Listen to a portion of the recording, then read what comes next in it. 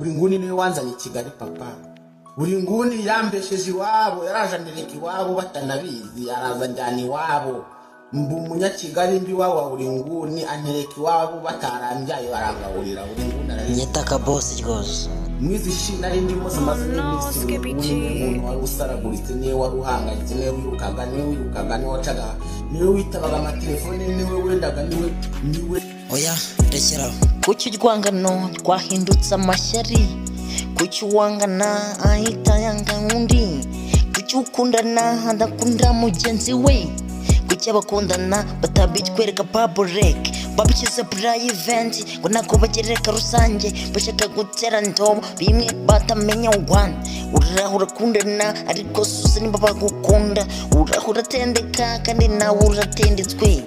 Gukundana niwo utazi ibiba bimeze nabi, gukundana niwo utazi ibiba bimeze nabi. Ndabyibuka Jaco Road umunsi wa mbere atera into yagiteye umusani umwe yitaga nk'ishumi, ntabwo yikiza nkiyumva mwereke feeling yamufataga ngwemo cyangwa se igikoresho. Kimwe bajyamaho kimwe bakinaho n'agaciro afite imbere ye ni kwaje, kimwe bajyamaho kimwe bakinaho n'agaciro afite imbere ye ni kwaje.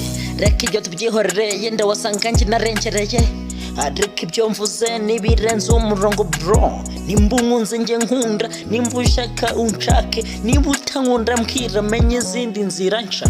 Abani bana mbona bafite ubakunda, ariko njye ngukunda ahubwo bahora bampiga.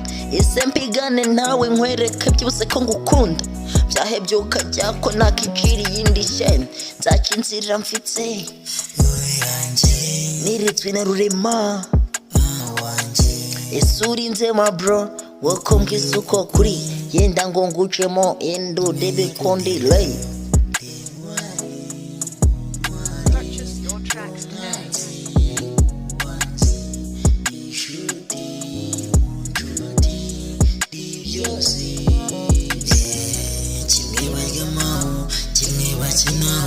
N'agaciro afite imbere ye ni kwaje, kimwe bajyamaho kimwe bakinaho n'agaciro afite imbere ye ni kwaje, kimwe bajyamaho kimwe bakinaho n'agaciro afite imbere ye ni kwaje, kimwe bajyamaho kimwe bakinaho n'agaciro afite imbere ye ni kwaje.